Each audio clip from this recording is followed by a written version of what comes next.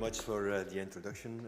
Thanks to the organizers for, well, setting up this nice symposium here, and in particular for the perfect organization.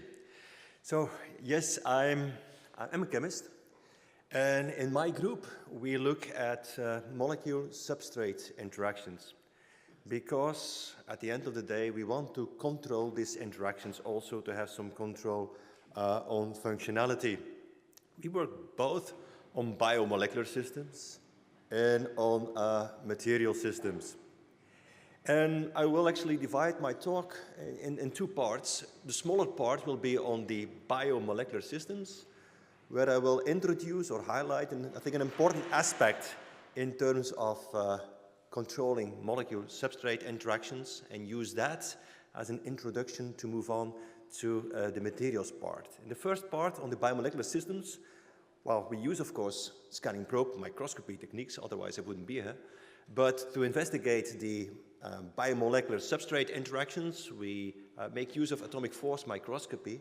Though when it comes to, well, investigate molecule-substrate interactions in the materials section, you will see that we mainly rely on the use of scanning tunneling microscopy. So, well, let me first highlight or indicate the many co-workers around the world that we have the pleasure to work with. And as I think for many of us, the work has not really been done by myself, but I rely on an excellent group of people. Okay, so when it comes to molecule-substrate interactions, yeah, it's really about controlling the strength of the interactions and to control what you allow the molecule to do when it comes in the neighborhood of a substrate. What do you want it to do? Well, if we look at a molecule like DNA, we all know that atomic force microscopy is an excellent tool to look at DNA on surfaces.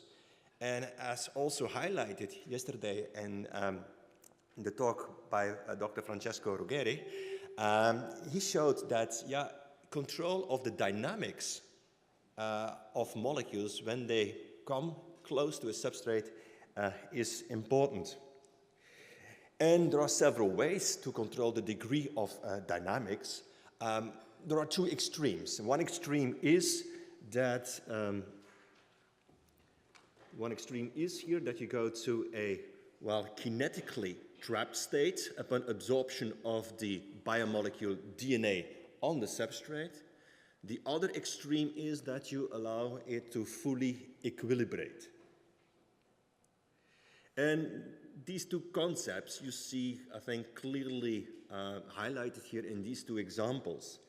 This is again linear DNA, which was brought to the substrate via a liquid, an aqueous liquid containing a salt, and then upon exposure of the substrate to that liquid containing the DNA, and then rinsing the liquid with pure molecule water, after drying, using atomic force microscopy, you get the different, let's say, conformations such a molecule, here in this case, the DNA polymer chain can take.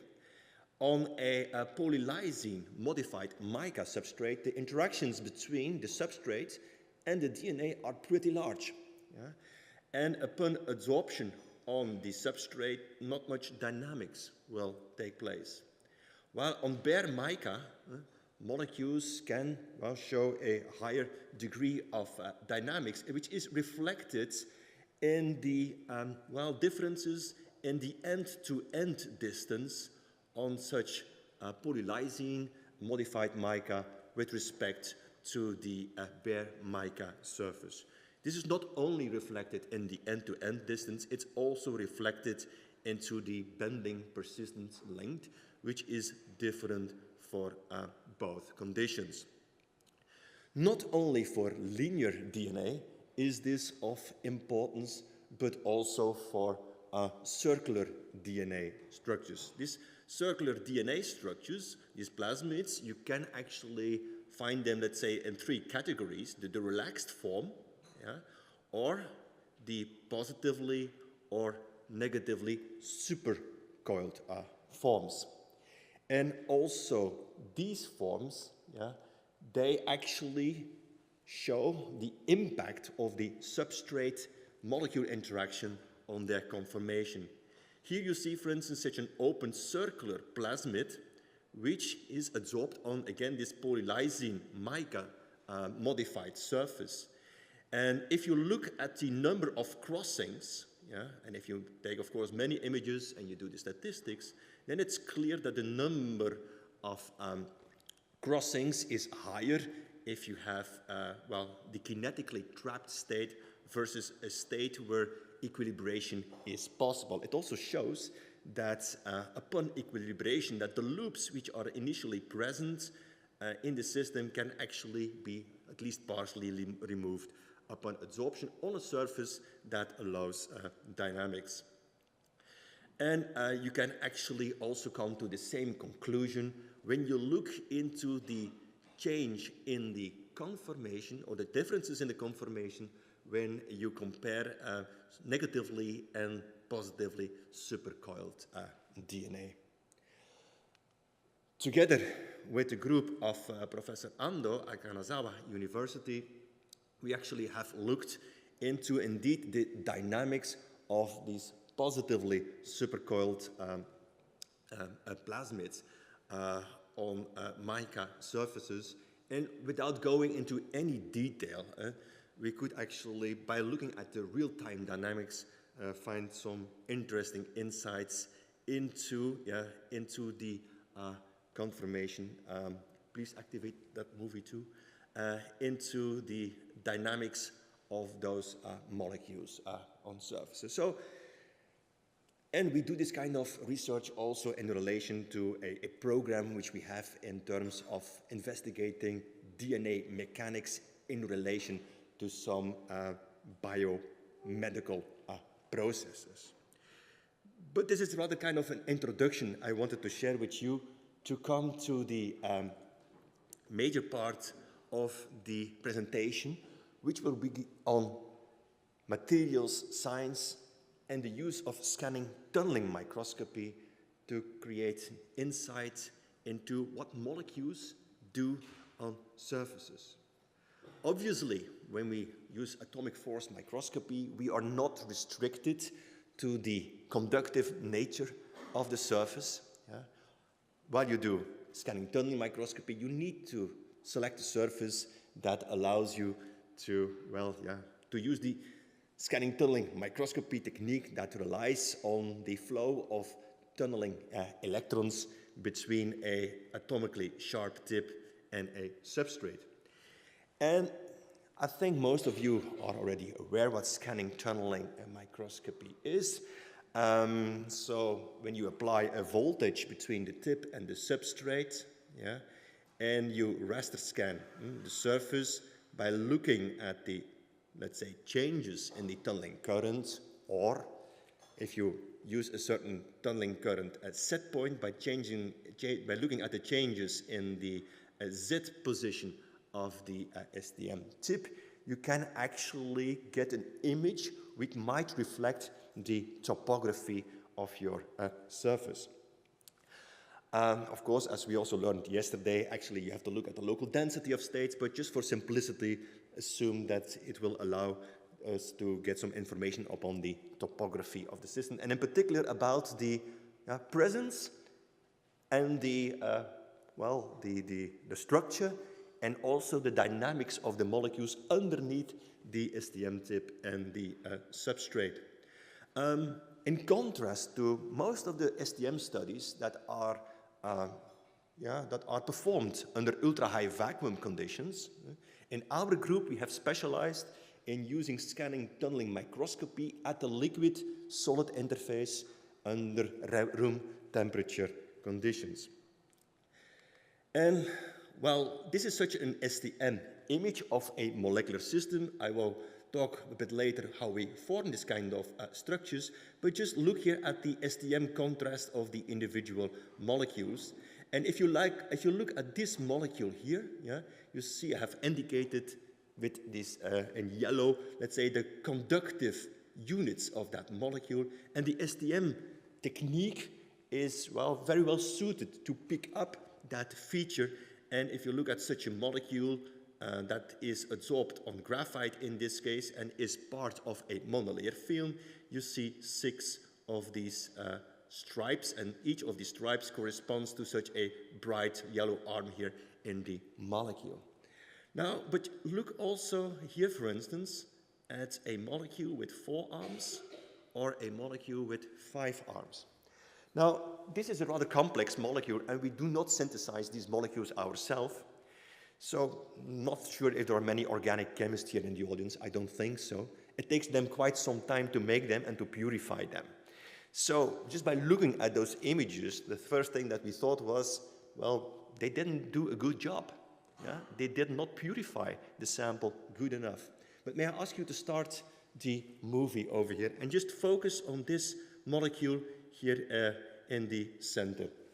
So, if you look at that molecule over there, you will see it has 6 arms, and after a while, you will see that that particular molecule shows up with 5 arms and then shows up with 6 arms again. Not sure if you were looking at the right molecule, but I suppose you have seen quite a bit of changes in these images.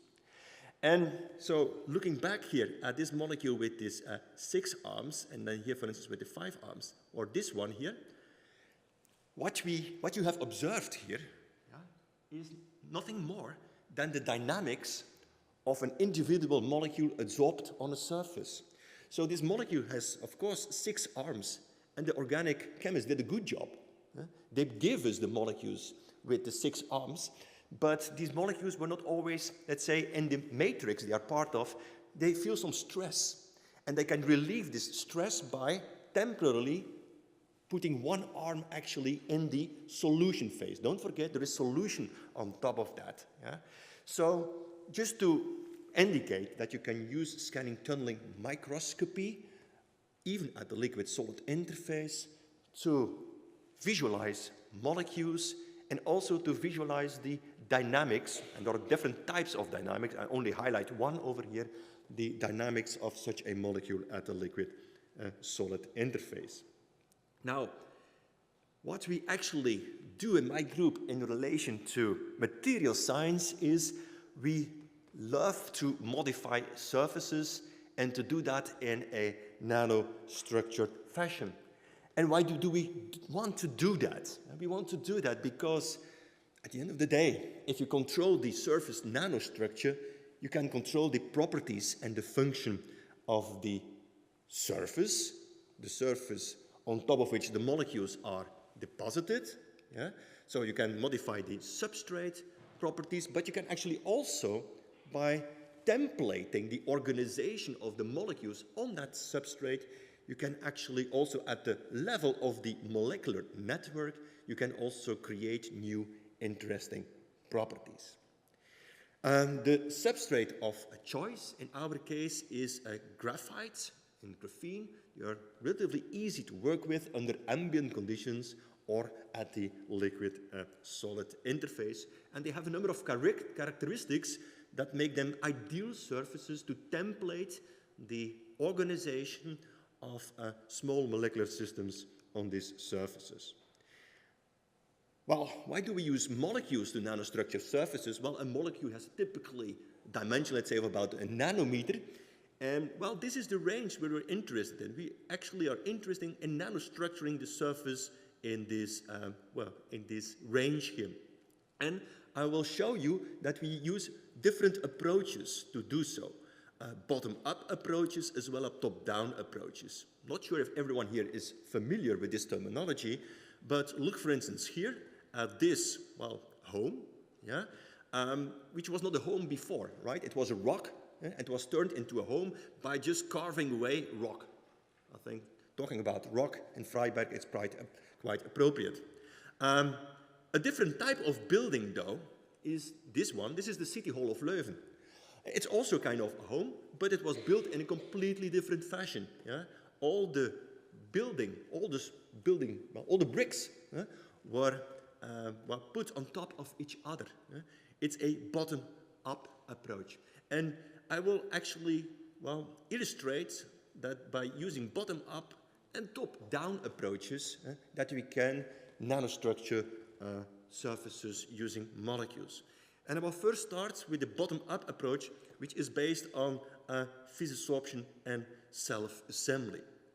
What is it about? Well, consider that we have, how do we do the sample preparation? We have, okay, I'm a chemist, I have a vessel with a liquid and molecules. And I put a few droplets of that liquid on top of the substrate of interest, and by using, well, you could call them smart molecules, these molecular systems can spontaneously, without the intervention of an operator, organize on a surface in monolayer thin films. Look here at this cartoon. Molecules, well, they arrive from the environment on the surface. They are dynamic. It means the molecule-substrate interaction should not be too strong. They must diffuse on the surface, and by substrate-molecule interaction and molecule-molecule interactions, given that the energetics and the kinetics of the process are optimized, you can actually create spontaneously these nanostructured, highly ordered molecular patterns on a surface. And just to show you how complex we can make this, I would like to illustrate this with this example about what we call multi-component self-assembly. So self-assembly is the process I have illustrated to you just 1 second ago, where the molecules spontaneously can organize here on a surface.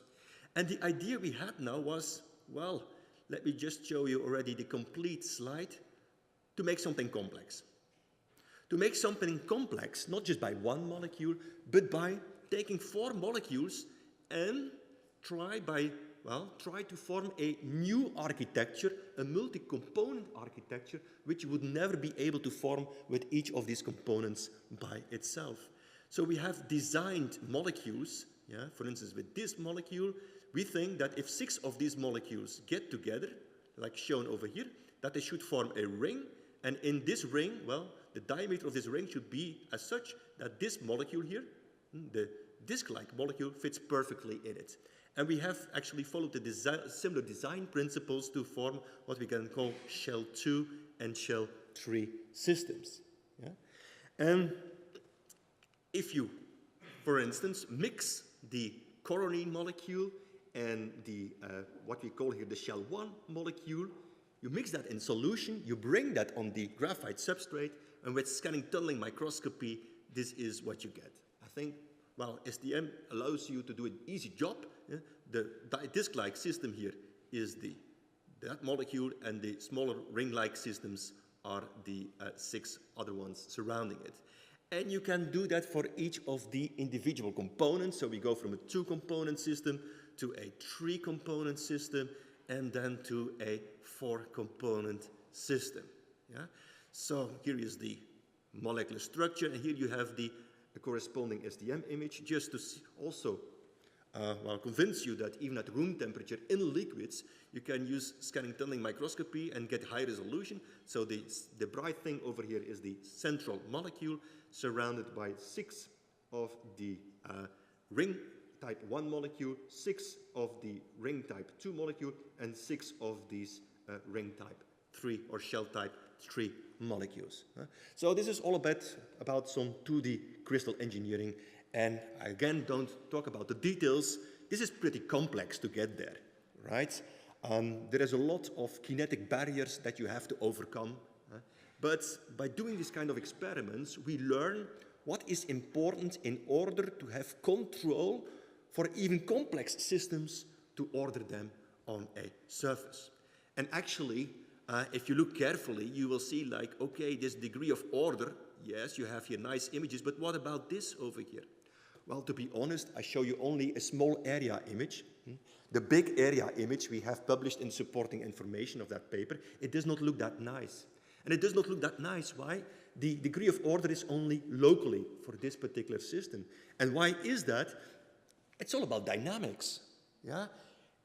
Well, there's a lot of dynamics involved to get to this kind of complex structures, and along the way to form these 4-component structures that are indeed kinetic blockades, which can lead to metastable states. So it takes quite some effort to overcome that.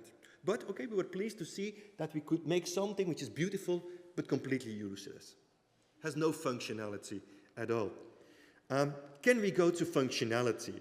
Well, maybe just to summarize what type of parameters have an influence on the organization of these molecules, the type of solvent you use, the concentration of the building blocks in the solution on top of the surface, the substrate you use, gold versus graphite, graphene, the temperature, the thermal history, a lot of parameters, and of course the nature of the molecules themselves.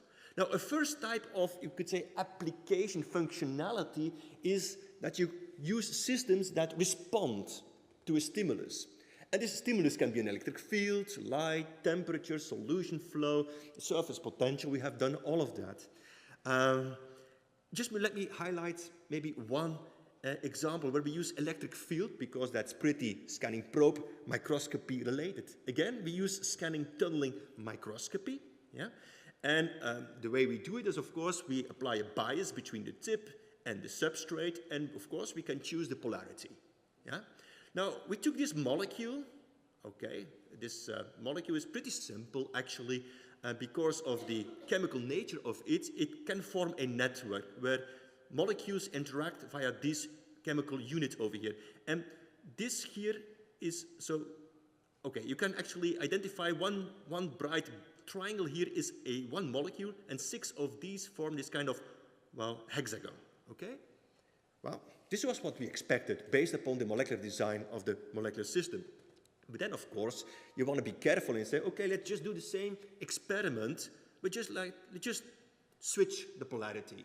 And to our surprise, what we observed underneath the STM tip was something completely different. Yeah? Actually, we go from an open to a closed phase locally underneath the STM tip while imaging, by switching the polarity. And it takes us about 20 seconds or so to take such one image. Yeah? And if you switch the polarity during the imaging, you can go from, well, the different phases. And we have applied it now to do, it's not controlled drug release, but it's controlled release of a molecule or molecules that are trapped into such a porous network. So here you see such one pore with 3 molecules trapped into it. And here you have another molecule trapped into it. The idea was, well, pretty simple, by changing the imaging conditions, by switching the polarity, to collapse the network formed by the triangular molecules so that the guest molecules inside the pores would be forced to be taken up by the solution. This is one potential example of an application. Now, going more into materials, can you actually modify the properties of the surface? And can you go from 2D to 3D? And in collaboration with the group of Bert Meijer in the Netherlands, we investigated the organization of this type of, if you're not a chemist, probably complex molecules. But you can just identify 2 units. You have here this flat unit, naphthalene diimide, as we call it, and then you have a polymer-like chain. It's a siloxane unit, which is pretty flexible. And the question we asked ourselves, how is such a system going to organize on a substrate? Well, you get any degree of organization at the liquid-solid interface. If you take, for instance, graphite or graphene as a substrate, again, we used scanning tunneling microscopy. And if you can tell me the difference between these 3 images, then you are my hero. Because I could not see any differences, despite the fact that we investigate quite different molecules in terms of the STM imaging, and in terms of the lattice parameters, it's identical. What does it mean? It means actually that the organization of that molecule is dominated by these flat naphthalene diimide units, and shown schematically over here, and that the polymer chains are actually forced to be in the liquid phase. So this kind of system, this kind of polymer chains don't like the substrate at all, and they prefer to be in the solution phase. Now, the result of that is that by checking the impact of the length of the polymer chain, that we can modify the surface properties. The surface properties here reflected in the contact angle on top of that. And you see that, okay, by increasing the length of the polymer unit, actually, that we gradually indeed increase the contact angle. This starts to become a little bit like an application. An application at the level of the molecular network itself. Let's now look at an application at the level of the substrate. On the substrate caused by the molecules on top of that. And one of the things that we have looked is into doping of graphene. Doping of graphene by using molecules. And we were by far not the first to do so. It is known that if you take certain types of molecules, that they can dope graphene, N-dope or P-dope graphene. Now, the approach that we took was combine this with self-assembly. But why? To have an absolute control on the number of dopant units on the substrate. For instance, this is the dopant unit here, this NH2 group. It's an N-dopant. And you can link it chemically to a short chain or to a long alkyl chain. Now, it's not rocket science then to predict if you take a molecule with a long alkyl chain and if it organizes in the way shown over here, that the density of the green groups will be lower than if you self-assemble a molecule with a shorter alkyl chain. And we predict then that the degree of N-doping should be larger if you have such molecules, so with the short alkyl chain than the ones with the long alkyl chain. Indeed, we have done the SPM and AFM characterization in collaboration with our friends at IMEC. And yesterday there was a presentation by Christophe Paradis from IMEC. Well, we have investigated the impact on the field effect transistor properties of a graphene modified one.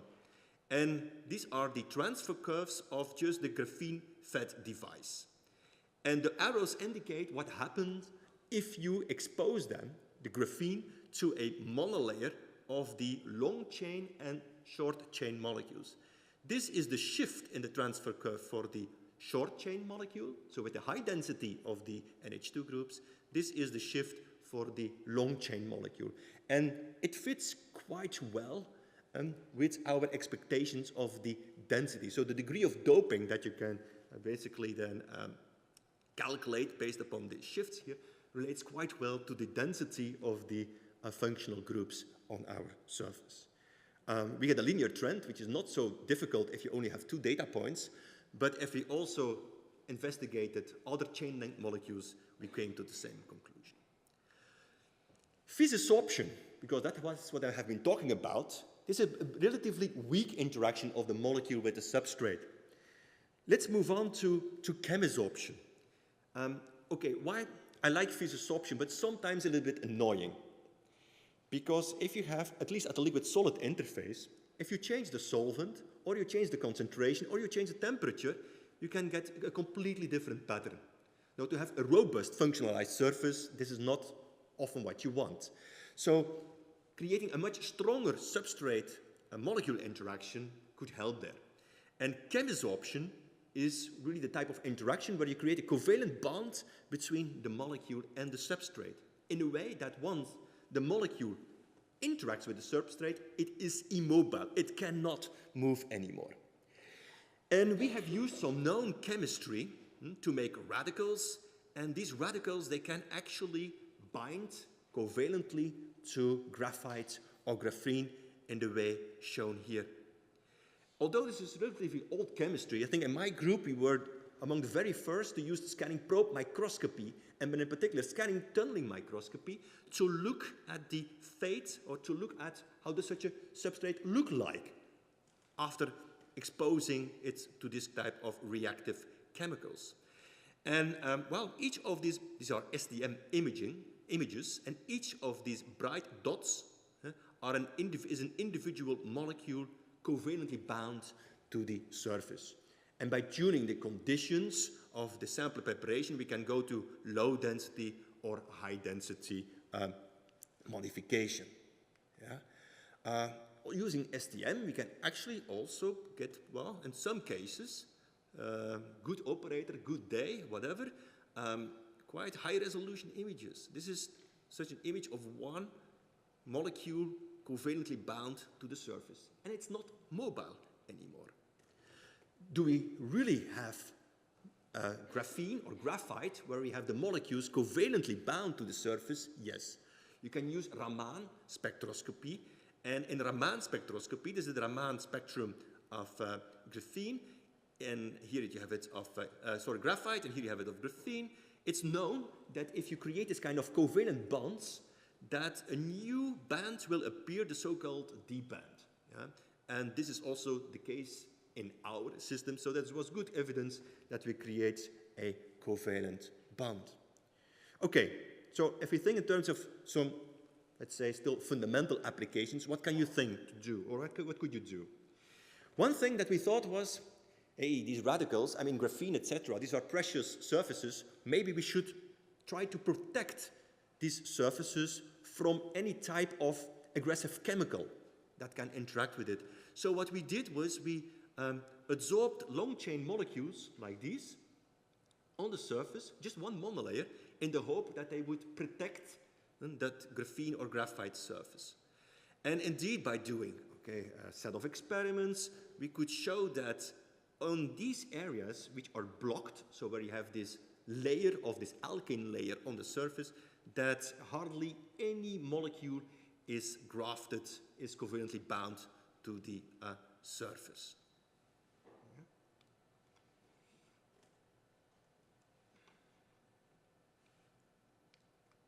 It seems that's a little bit okay. Good.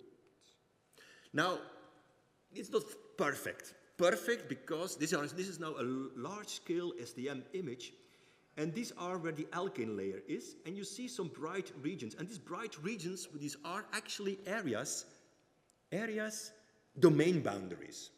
Because such a monolayer, it does cover the full surface, but it's not monocrystalline. There is nucleation here, nucleation there. They grow, and where they meet, you create a domain boundary. And at such a domain boundary, yeah, the organization of the molecules is not really, they don't fit perfectly to each other. And these are, well, areas where such reactivity can be enhanced. Now, we actually have taken this to our advantage, and very recently we came up with a process to nanostructure the covalent grafting of these molecules on the surface by using the same type of alkane chain systems, but we have modified the deposition conditions of the reactive molecules, and the reactive molecules now react actually, yes, they react on the alkane layer, but now in between the alkane rows, as shown here schematically here, and with STM imaging, you see that there is indeed a quite nice degree of order. Let me skip this and come to the final part where I like to actually use also top-down approaches. We all know about artifacts when you do imaging. And this is, again, an SDN image of an individual molecule chemisorbed covalently on the surface. Yeah? And then the student was scanning, and then he told me, look, when I keep scanning, this disappears. Why does it disappear? Well, it disappears because of this. You see it here in the cartoon. If you come close enough with the STM tip, we start to remove the covalently bound molecules. So HOPG refers here to the graphite substrate. So we remove the molecules. We do some nanolithography. And you can start to write. You can start to write at the nanoscale. You can start to make birthday cards, whatever. It's all very useful.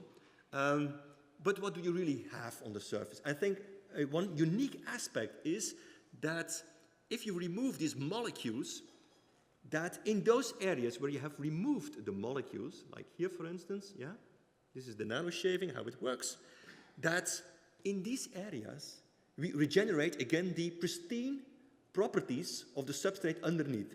Because you have to know that if a molecule interacts or binds to the surface, it changes the local electronic properties of the substrate. Yeah? But you can actually, by removing that molecule, you can restore, regenerate the pristine properties of the substrate, as we have shown with Raman spectroscopy. Now, I would like now to end with combining this top-down and the self-assembly approaches. So, by self-assembly, we were interested in looking at this molecule, and we were in particular interested in this. What will happen, I'll show it over here, what will happen if you form such a confined space, where you remove the molecules, and then you expose such a confined space, a nano-confinement, or a nano-corral, as we call it, and you expose it to a liquid containing molecules that can self-assemble on the surface. This is a very small area over here. Will the size of that area affect the way the molecules adsorb on the surface? So this is such a square coral that we made, and this is the self-assembly of the molecule that I've shown you here in such a square coral. And if you compare it to what happens on pristine graphite, it is a quite depressing conclusion you have to draw, because there is no difference at all. You have different domains, both in if you do the self-assembly under nano-confinement conditions than compared if you do the assembly on pristine graphite.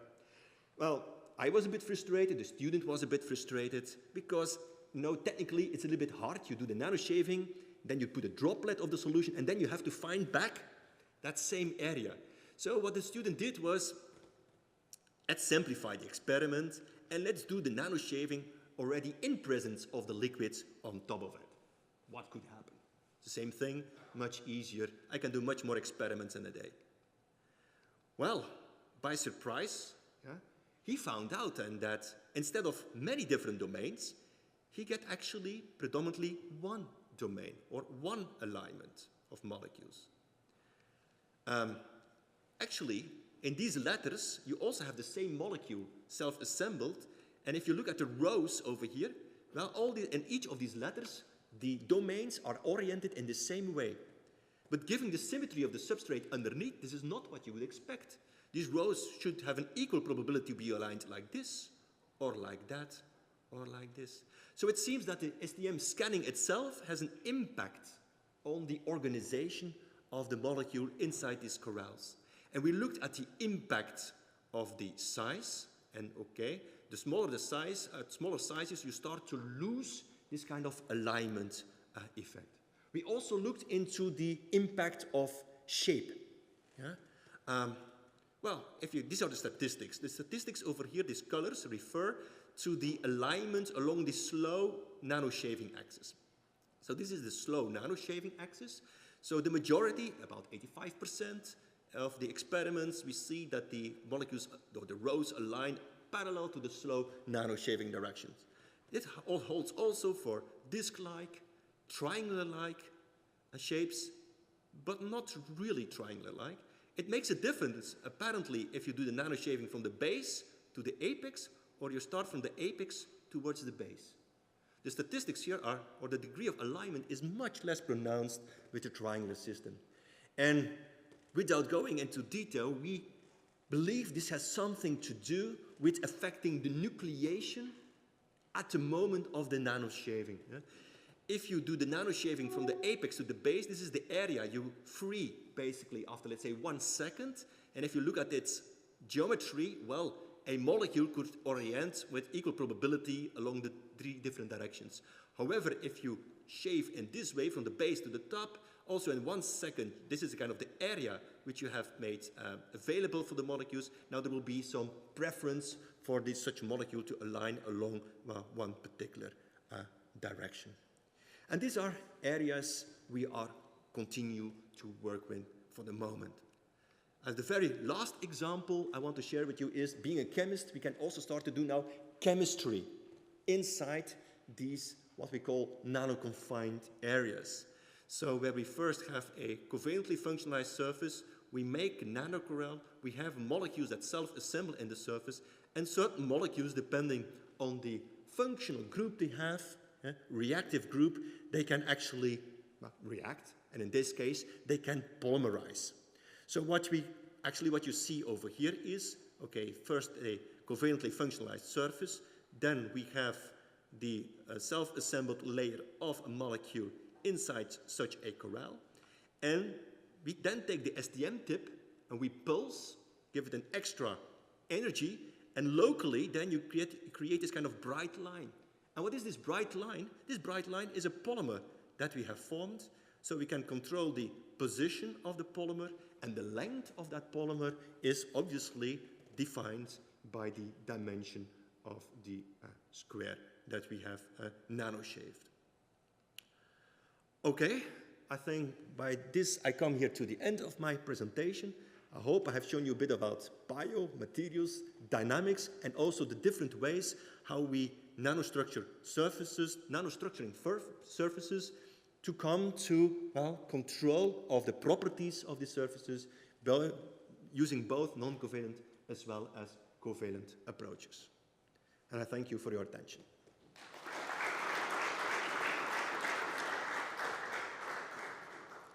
Yeah, thank you very much for this wonderful and inspiring presentation. I'm sure there are some questions.